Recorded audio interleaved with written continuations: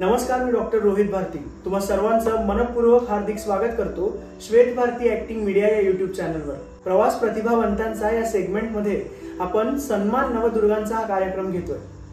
त्यासाठी आज आपल्याला मुलाखतीसाठी उपलब्ध झाल्या आहेत नवदुर्गेचं रूप असणाऱ्या कल्याणी कच्छवाल मॅडम, ज्या धुळे आकाशवाणीला कॅज्युअल अनाउन्सर म्हणून कार्यरत आहेत। त्याचबरोबर त्यांची व्यावसायिक सूत्रसंचालिका म्हणून सुद्धा कारकीर्द अतिशय उत्तम आहे। चला तर मग या माध्यमातून जाणून घेणार आहोत त्यांची व्यावसायिक निवेदिका म्हणून असलेली सुंदर अशी कारकीर्द त्यांच्याकडून। नमस्कार मॅडम। नमस्कार। तुमचं खूप खूप स्वागत आहे आमच्या कार्यक्रमामध्ये। धन्यवाद। आणि या सन्मान नवदुर्गांचा या कार्यक्रमाच्या अनुषंगाने तुमचा सुद्धा एक उत्तम असा सूत्रसंचालिका म्हणून असलेला प्रवास आणि त्याचबरोबर एक कलाकार म्हणून असलेला प्रवास सुद्धा आम्हाला जाणून घ्यायला नक्की आवडणार आहे। तर या मुलाखतीत पुढे जाताना पहिलाच प्रश्न मला तुम्हाला विचारावासा वाटतो की हा सगळा एवढा समृद्ध असा प्रवास तुम्ही केलाय, तर याची सुरुवात कशी झाली?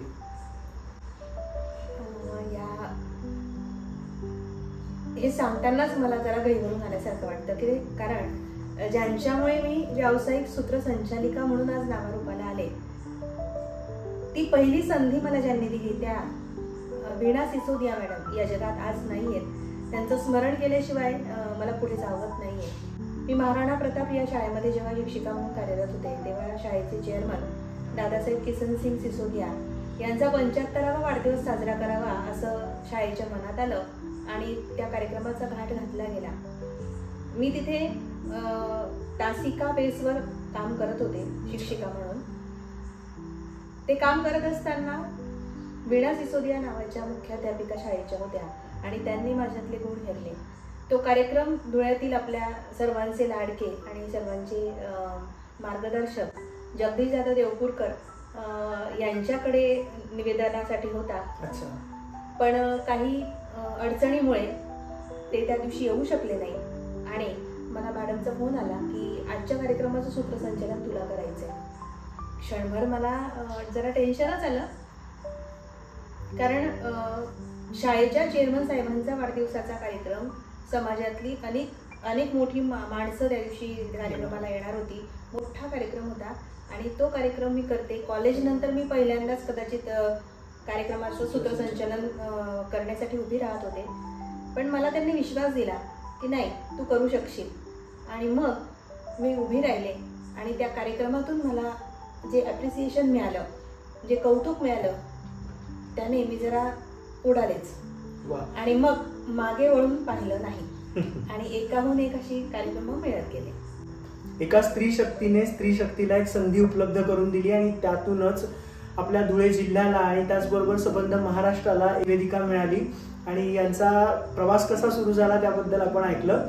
तर हा प्रवास खरंच खूप सुंदर आहे। म्हणजे आज ही मुलाखत घेताना मलाच थोडं दडपण आलंय, कारण अनेक मुलाखती, अनेक दिग्गजांच्या मुलाखती त्यांनी घेतल्या आहेत आणि आजवर त्या मोठमोठ्या कार्यक्रमांचं निवेदन करत आल्या आहेत आणि त्यांची मुलाखत सूत्रसंचालक म्हणून मी घेत असताना खरंच मला सुद्धा एक दडपण आहे। मला या मुलाखतीत पुढे जाताना तुम्हाला विचारायला आवडेल की तुमचं बालपण कसं होतं? माझं बालपण खूप समृद्ध होतं सर्वार्थाने। एका लहानशा खेड्यामध्ये मी लहानाची मोठी झाले। माझे वडील शिक्षक होते।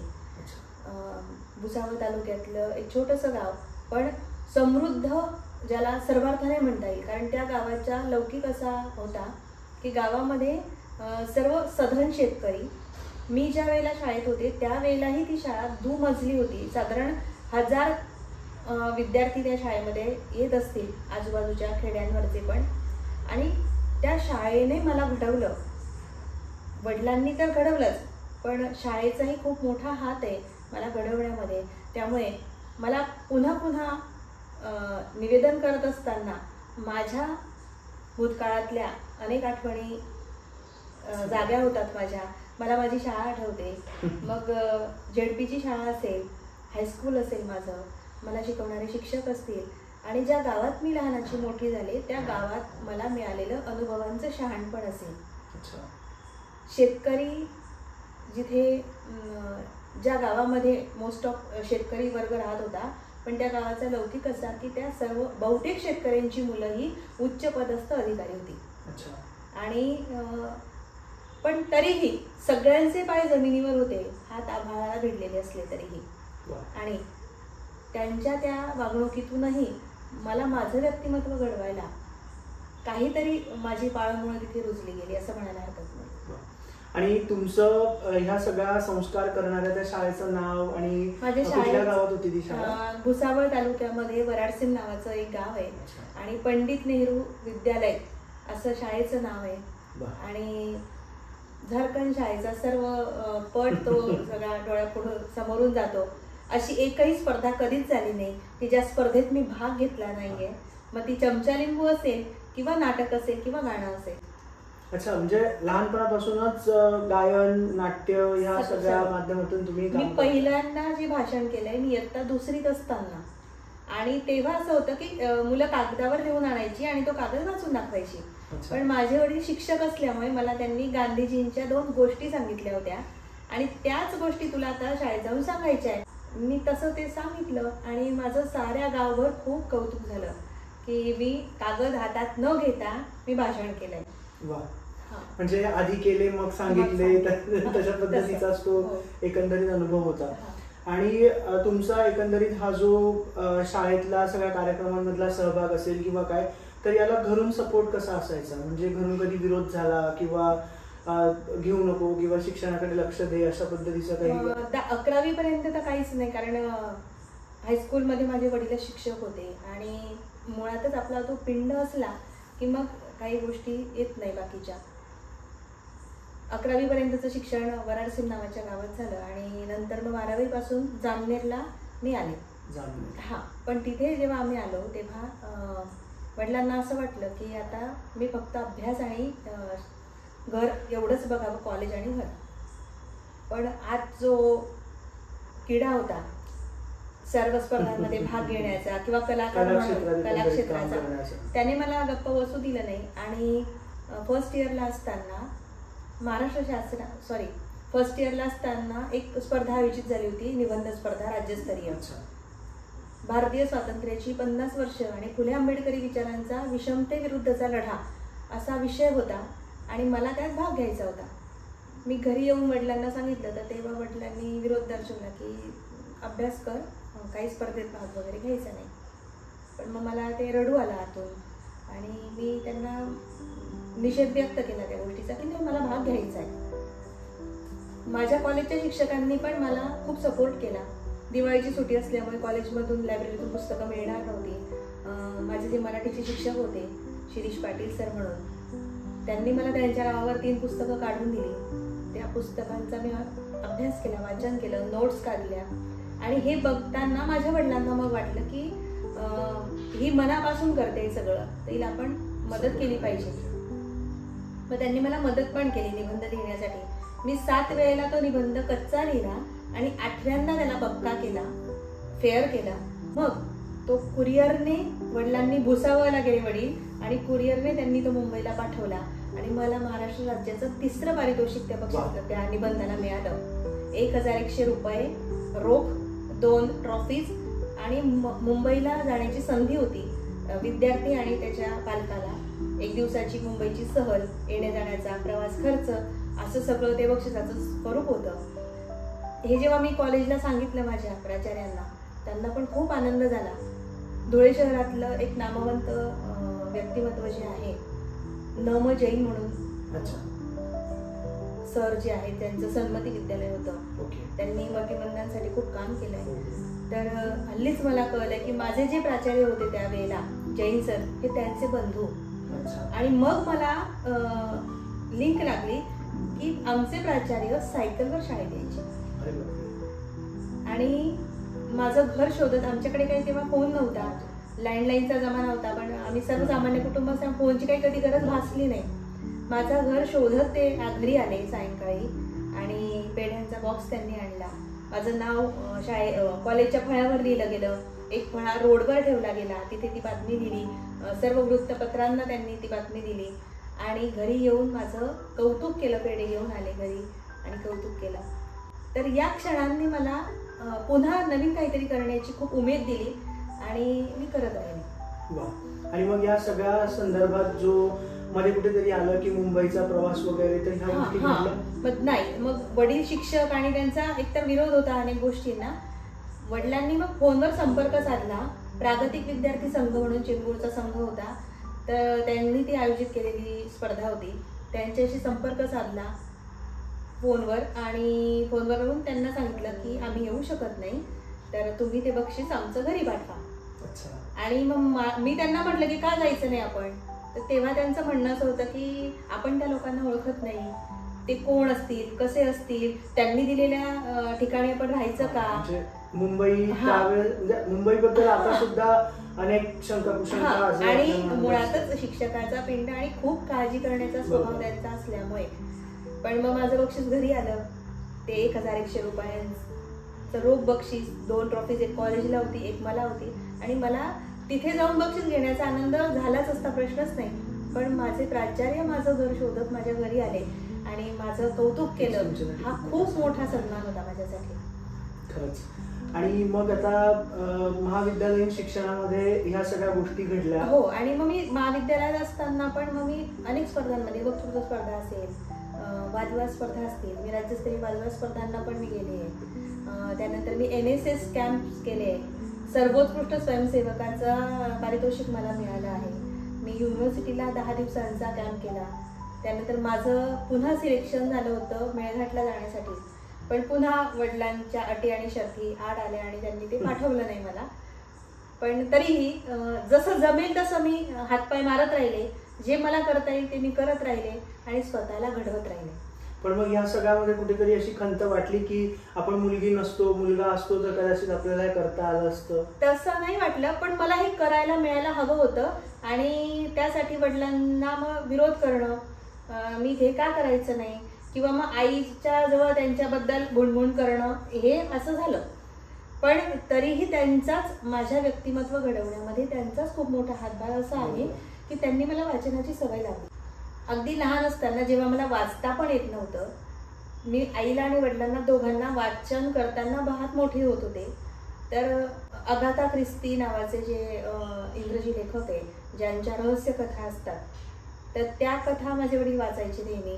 आणि इतर एक त्यांचं प्रचंड वाचन आहे. तर ती पुस्तकं मला अक्षर ओळख नसताना एक पुस्तक समोर घेतल्याशिवाय मला झोप लागत नव्हती. आणि मग तो वाचनाची ती सवय लागली. हे वाचलं का, ते वाचलं का. आजही मी जेव्हा माहेरी जाते तेव्हा ते विचारतात की गेल्या शनिवारची पुरवणी वाचली होती का, आणि पडताळून पाहतात. मी जर हो सांगितलं तर मग सांग बरं, या अमुक अमुक लेखिकेचा असा असा लेख होता, त्यांनी काय म्हटलं होतं. तर त्यांच्यातला शिक्षक आजही जिवंत आहे आणि माझ्यातला विद्यार्थी ते आजही जिवंत ठेवू पाहतायत. आणि त्यामुळेच कदाचित आपण घडत असतो असं वाटतं. नाही, कारण आई वडील हे आपलं पहिलं विद्यापीठ असं. तुमच्या एकंदरीत प्रवासामध्ये तुमच्या सर्व जडणघडणीत तुमच्या वडिलांचा खूप मोठा वाटा आहे.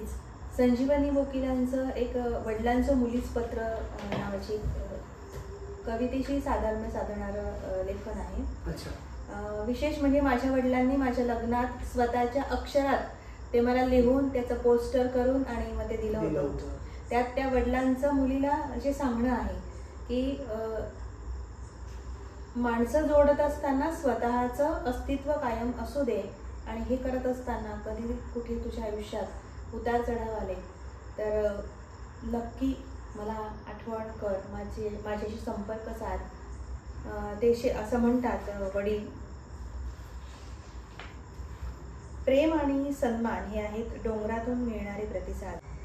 प्रतिसादासाठी आधी घालावी लागते आपल्याच ओठातून साथ. तोडणे सोपे जोडणे अवघड हे ठाऊक आहे तुला. तोडणे सोपे जोडणे अवघड हे ठाऊक आहे तुला. पण कधीही समजू नकोस लग्नानंतर पाहुणी झालीस आम्हाला. भावा इतकंच घर अजूनही तुझं आहे. भावा इतकंच घर अजूनही तुझं आहे. पायाखालची वाळू सरकली. भावा इतकंच घर अजूनही तुझं आहे. पायाखालची वाळू सरकली तर माहे तुझं भक्कम आहे. झालंच काही विपरीत तर लिहिशील पत्र. झालंच काही विपरीत तर लिहिशील पत्र. बापच असतो मुलीचा खरा खुरा मित्र. वाचनाची वगैरे ही एकंदरीत आवड निर्माण केली गेली किंवा या सगळ्या गोष्टी तर मग ह्या सगळ्याचा सूत्रसंचालनासाठी कसा उपयोग होत गेला? अर्थातच वाचन करताना आपण चिंतन पण करतो आणि चिंतन आणि वाचन सूत्रसंचालकाला सदैव भान असलं पाहिजे सर्व गोष्टींचं. आपण कितीही प्रिपेअर करून गेला स्क्रिप्ट तरीही ऐन वेळेला अनेक बदल होतात. ऐन वेळेला एखादा वक्ता काहीतरी बोलून जातो आणि त्याच्यावर आपल्याला बोलायचं असतं, तर त्यावेळेला तुम्ही लिहिलेलं स्क्रिप्ट कामात येत नाही. तुमच्याकडे असलेलं ज्ञानच तुम्हाला तो विचार करायला प्रवृत्त करतं आणि तुम्हाला ते मांडता येतं. तर त्याच्यासाठी सूत्रसंचालक जर आपल्याला व्हायचं असेल किंवा उत्तम निवेदक म्हणून आपल्याला कारकीर्द आपली कारकीर्द घडवायची असेल तर वाचनाशिवाय पर्याय नाही आणि चिंतनाशिवाय पण पर्याय नाही. आणि म्हणून तर त्या पात्राला सूत्रसंचालक असं एकंदरीत नाव दिलं जातं, कारण कार्यक्रमात एकंदरीत काय घडणार आहे किंवा ऐनवेळी घडल्यानंतर परिस्थिती कशी हँडल करायची या सगळं सूत्रसंचालनाचं कसब खूप मोठं आहे आणि त्यासाठी लागणारी एनर्जी पण खूप अफाट आहे. हो, म्हणजे तुम्हाला तिथे गेल्यानंतर तुम्ही कुठून आला आहात आणि तुम्हाला कुठे जायचंय हे सगळं विसरावंच लागतं. तुम्ही फक्त त्या सूत्रसंचालकाच्या भूमिकेतच तुम्हाला पूर्ण वेळ द्यावा लागतो. सदैव भान असलं पाहिजे, वक्ता काय बोलतो आहे, व्यासपीठावर काय चाललंय आणि श्रोत्यांचा चेहरा पण आपल्याला वाचता आला पाहिजे की ज्याच्यातून तेव्हाही तुम्हाला एखादं वाक्य मिळू शकतं किंवा एखादी गोष्ट त्या श्रोत्यांच्या मनात शिरण्यासाठी तुम्हाला बोलायची असते, तर तुम्हाला पूर्ण वेळ तिथे जागरूक राहूनच काम करावं लागतं. आणि मग एकंदरीत हा सगळा प्रवास ज्या महाविद्यालयातून सुरू झाला त्याचं नाव सुद्धा आम्हाला ऐकायला आवडेल. कला, वाणिज्य आणि विज्ञान महाविद्यालय असं नाव मी असताना होतं. आता ते नाव बदल झालं आहे. वेगवेगळ्या लोकांची नावं तिथे आहेत. अच्छा, पण जामनेरने मराठी इंडस्ट्रीला आणि एकंदरीतच चित्रपटसृष्टीला किंवा कलाक्षेत्राला अनेक गुणवंत कलाकार दिले. तर आतापर्यंत आपण एवढ्या सगळ्या ह्याच्यात ऐकतोय की धुळेकरांपर्यंत तर तुम्ही जळगाव किंवा जामनेर कडून धुळेकर कधी झालात ते आम्हाला ऐकायला आवडेल. मी लग्नानंतर मी धुळ्यात आले, यजमानांची नोकरी इथे असल्यामुळे, आणि सुरुवातीची 7-8 वर्ष मी घरीच होते. आल्यानंतर पहिलं वर्ष माझं बीएड करण्यात गेलं. नगावच्या कॉलेजला मी बीएड केलं. पण त्यानंतर मग 7-8 वर्ष मी घरी होते आणि 2008ला मी मातृसेवा संघाची प्राथमिक शाळा, तिथे मी इंग्रजी शिकवण्यासाठी तासिका तत्वावर जॉईन झाले. तीच शाळा करत असताना महाराणा प्रतापमध्ये मला 2 तासासाठी बोलावलं. ती शाळा म्हणजे ॲट ए टाइम दोन्ही शाळा करत असताना मी घरी ट्युशन्स पण घेत होते आणि असा सगळा प्रवास सुरू होता.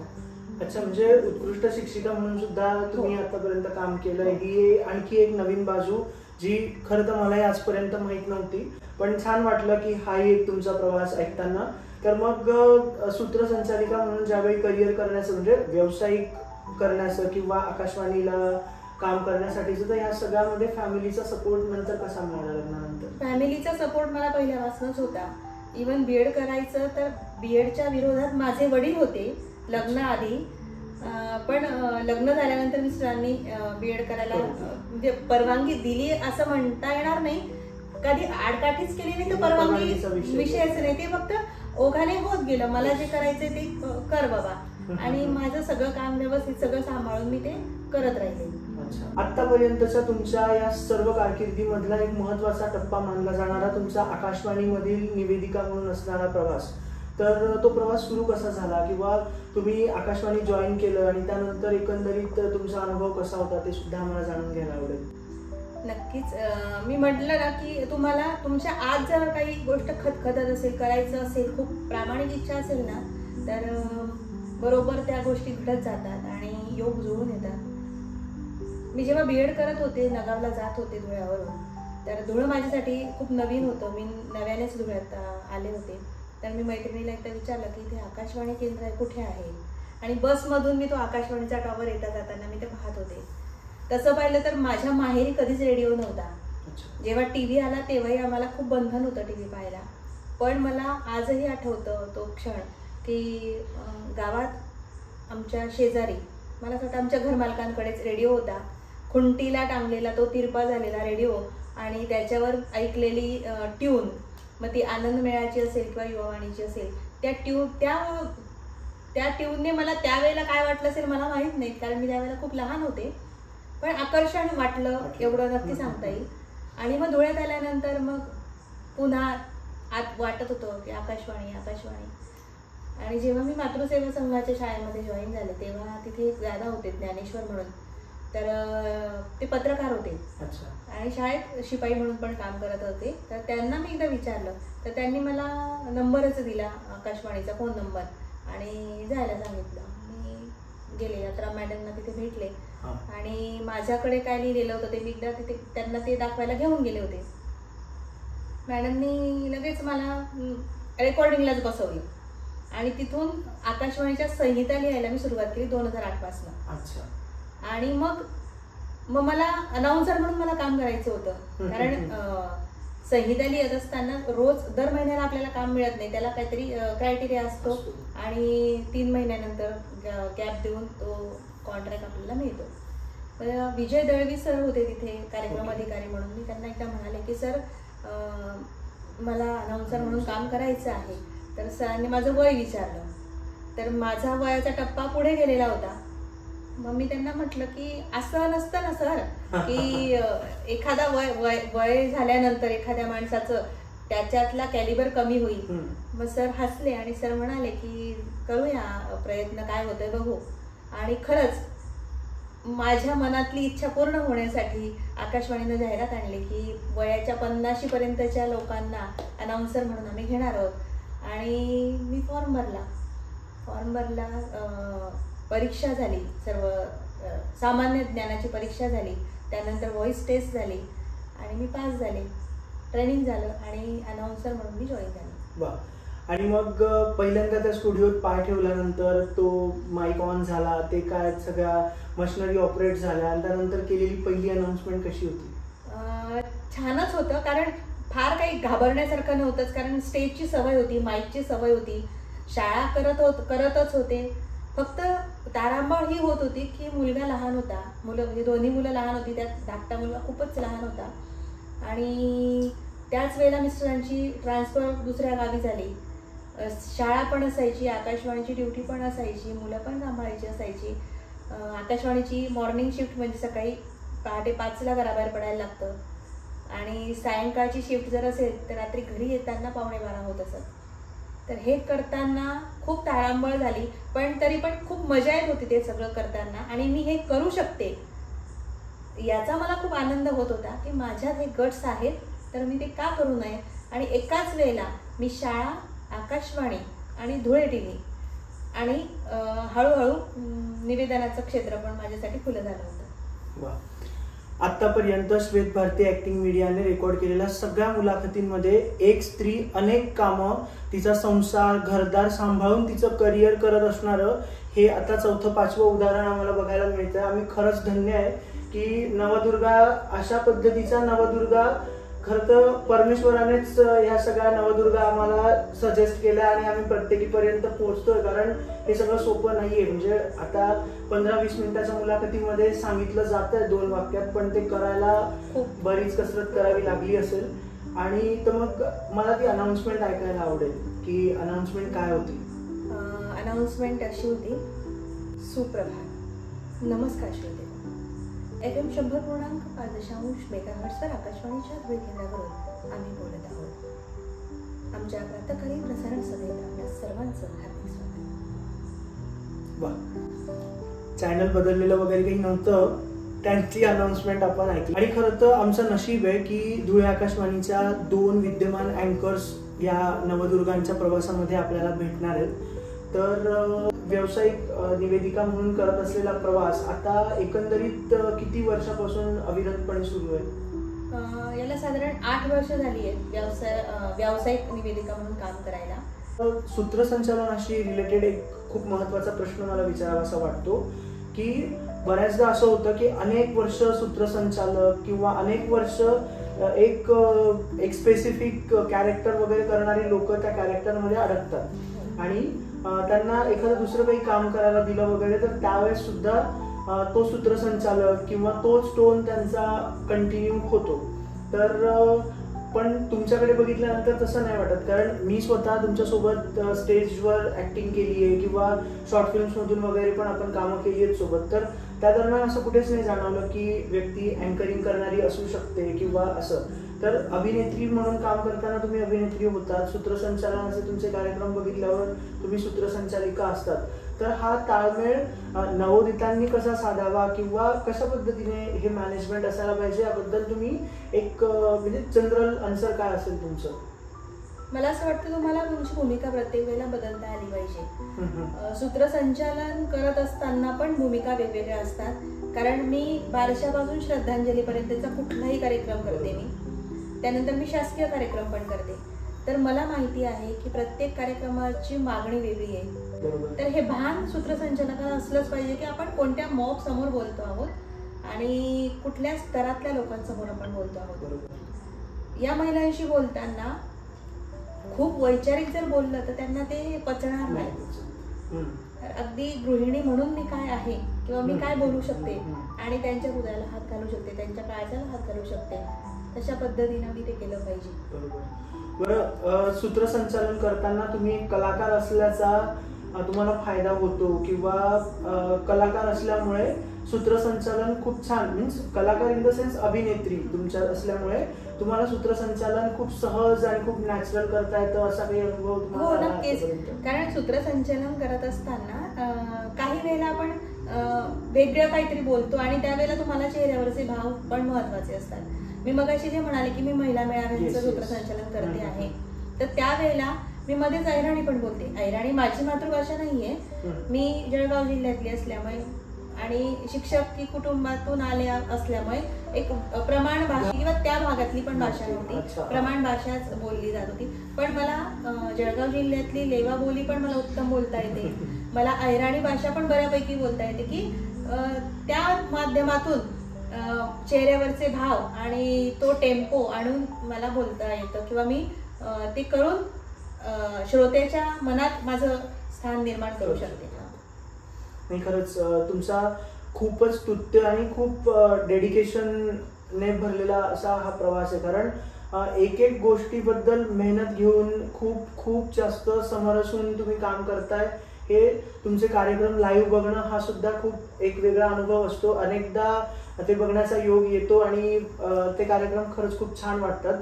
पण या सगळ्यांसोबत तुम्ही एक उत्तम अभिनेत्री सुद्धा आहे, हे जे आता आमच्या प्रेक्षकांना प्रत्येक आपल्या बोलण्यातून अधूनमधून तो संदर्भ आलाच.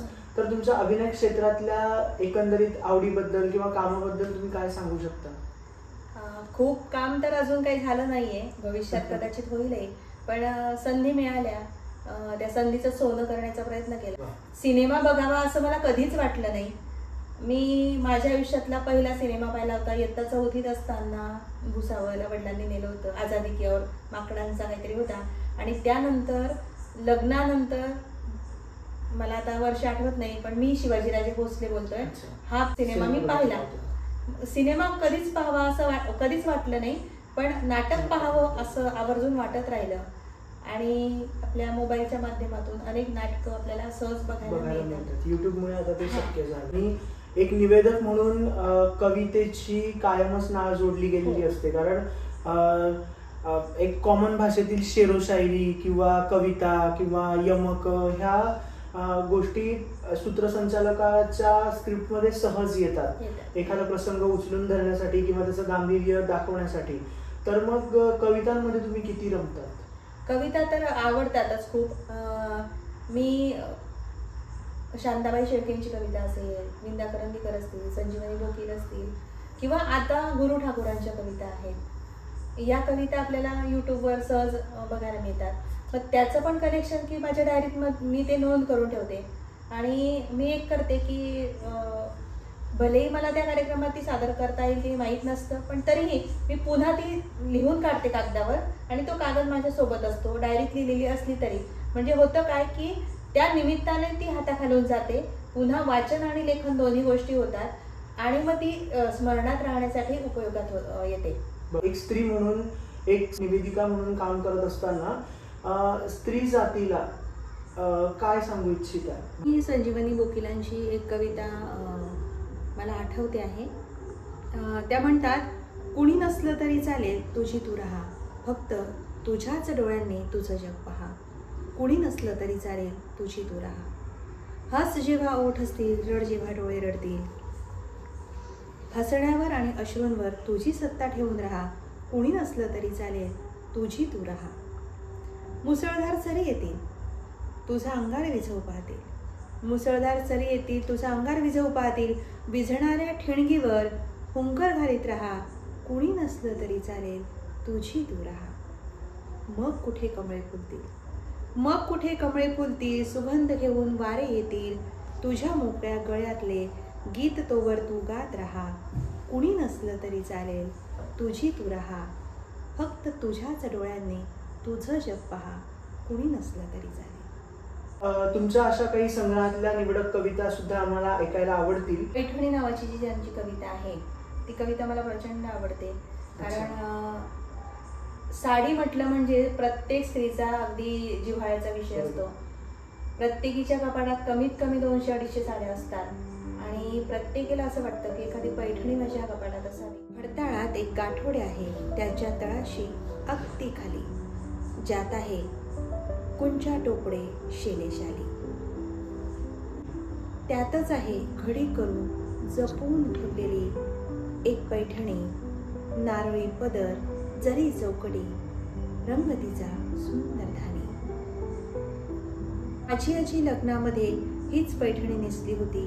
पडली होती साऱ्यांच्या पाया हाच पदर धरून हाती. पैठणीच्या अवतीभोवती दरवळणारा सूक्ष्म वास, पैठणीच्या अवतीभोवती दरवळणारा सूक्ष्म वास. ओळखीची अनोळखीची जाणीव गूढ आहे त्यास. धूप कापूर उदबत्त्यातून जळत गेले किती श्रावण. पैठणीने या जपले एक तन एक मन. खस हिऱ्यात माखली बोट, पैठणीला केव्हा पुसली. शेवंतीची चमेलीची आरास पदरा आडून हसली. शेवंतीची चमेलीची आरास पदरा आडून हसली. वर्षामागून वर्षे गेली, संसाराचा सराव झाला. नवा कोरा कडक पोट एक मऊपणा आल्याला. पैठणीच्या घडी घडीतून अवघे आयुष्य उलगडत गेले. अहेवपणी मरण आले, आजीचे माझ्या सोने झाले. कधीतरी ही पैठणी धरते उरी कवळून, कधीतरी ही पैठणी धरते उरी कवळून. मऊ रेशमी स्पर्शामध्ये आजी भेटते मला जवळून. मधली वर्ष गळून पडतात, कालपटाचा जुळतो धागा. पैठणीच्या चौकड्यांनो आजीला माझे कुशल सांगा, आजीला माझे कुशल सांगा. खरंच तुमचा एकंदरीतच प्रवास खूप जास्त ऐकत राहण्यासारखा होता आणि समस्त स्त्री जातीला सुद्धा नवरात्रीच्या निमित्ताने एक खूप जास्त प्रोत्साहनपर असा हा प्रवास आता आपण या मुलाखतीच्या माध्यमातून ऐकला. तर श्वेत भारती ॲक्टिंग मीडिया या यूट्यूब चॅनलला तुम्ही मुलाखतीसाठी वेळ दिला आणि मुलाखत देऊन आम्हाला उपकृत केलं, त्याबद्दल मी श्वेत भारती ॲक्टिंग मीडिया या यूट्यूब चॅनलतर्फे तुमचं मनपूर्वक आभार मानतो. आणि तुम्ही मुलाखतीसाठी वेळ दिला आणि एवढी सुंदर मुलाखत आमच्या यूट्यूब चॅनलला दिली त्याबद्दल तुम्हाला मी छोटीशी भेटवस्तू देऊ इच्छितो. प्रवास प्रतिभावंतांचा सन्मान नवदुर्गांचा या कार्यक्रमादरम्यान कल्याणी कच्छवा मॅडम ज्या सर्वोत्कृष्ट निवेदिका आहेत त्यांची आपण मुलाखत ऐकलीत आणि त्या निमित्ताने आपण त्यांचा सन्मान करणार आहोत. तर तुम्ही हा सन्मान स्वीकारावा अशी मी तुम्हाला विनंती करतो. खूप छान. फुल ना फुलाची पाकळी म्हणून आमच्या चॅनलतर्फे तुमचा हा सन्मान आम्ही करतोय आणि खरंच खूप धन्यवाद. तुमच्या पुढील संपूर्ण प्रवासाला आमच्या चॅनलतर्फे खूप मनपूर्वक शुभेच्छा. दिलेल्या मुलाखतीसाठी खरंच खूप धन्यवाद. Thank you so much.